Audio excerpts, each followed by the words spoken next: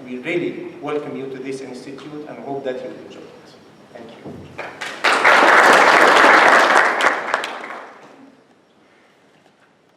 I promise you that I will not ever kill you with PowerPoint. I'll just take you in just 10 minutes to talk to you about the institute, what are our goals, what are we need to achieve, how is going to be the structure, and you will know more while we are going.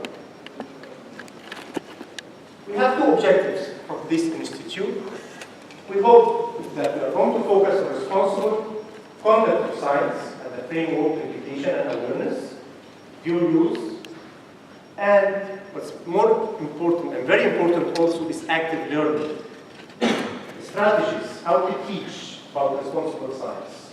We have the experts in pedagogy, Teresa and Yalvis, the science and art of education.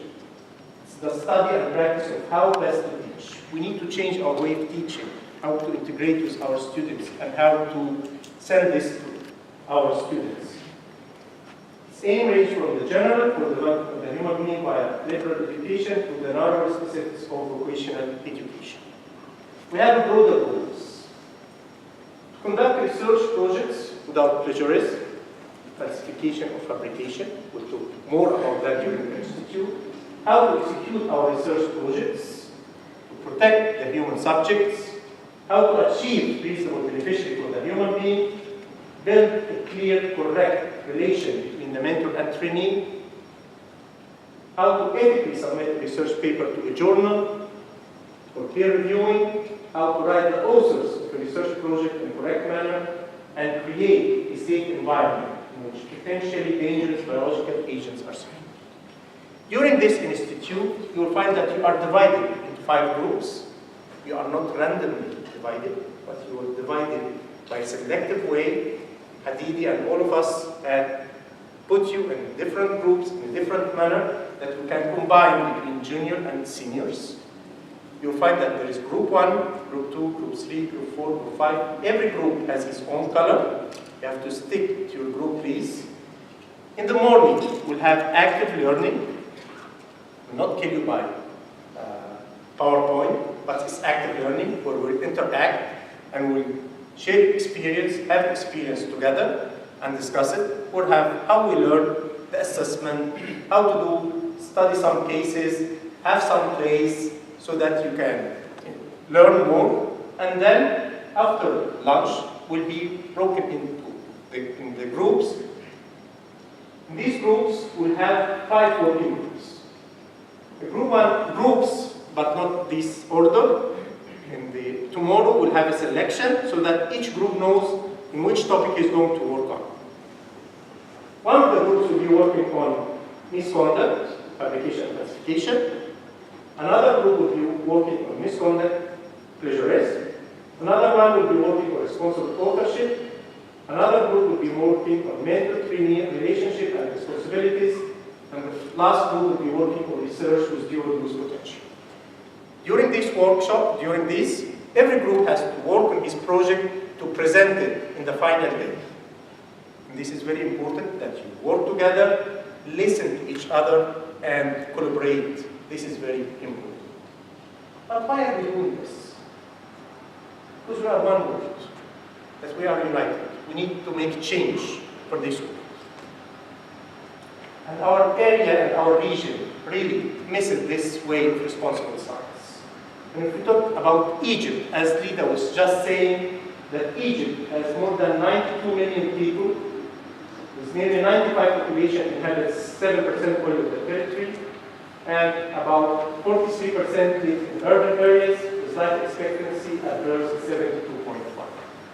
But what about research in Egypt?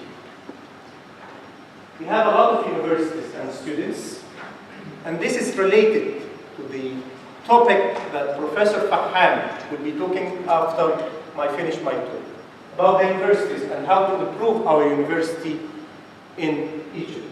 We have about 28 public universities, 33 private universities with more than 2 million students in this age. A lot of universities, Cairo, Ain Shams, Alexandria, Assou. Scientific research in Egypt is very good. Our population is 92 million. We have about 100,000 scientists and researchers. Most of the research comes out from the universities, 73%. 60% from the institutes and 14% in industry. And you will see that during our shows that we have people from all over Egypt, from different specialties and in different age groups, so that we can collaborate and talk more and how to improve our universities and responsible science. But what about funding? Without funding, you cannot do anything. You need to have this source of funding. We have national and international funds. One of the most important sources of funding that we have with us, that we hope that they can help in accelerating or funding these such projects, is the Science and Technology Development Fund. But there is a lot of projects, and they will be talking after Dr. Faham about their projects and how they give their funds. But look, when they fund, you'll find the international collaboration is not that much. We need to have more international collaboration. Because if you look at the NIH and see how the funding process from them, you'll find that our area, Middle East and North Africa, are only 1% of their funds. For international collaborations, we need to have more and to be integrated more in these collaborations. The national allergic for disease, our area is gray, 0%. We are outside. Greenland. No fund at all. Because we believe in our science, in our mission, and we need to move forward ethically. In order to have all this collaboration, doing all this stuff, we need to work in an ethical manner, in a responsible way, to achieve all of what we need and what we aim for.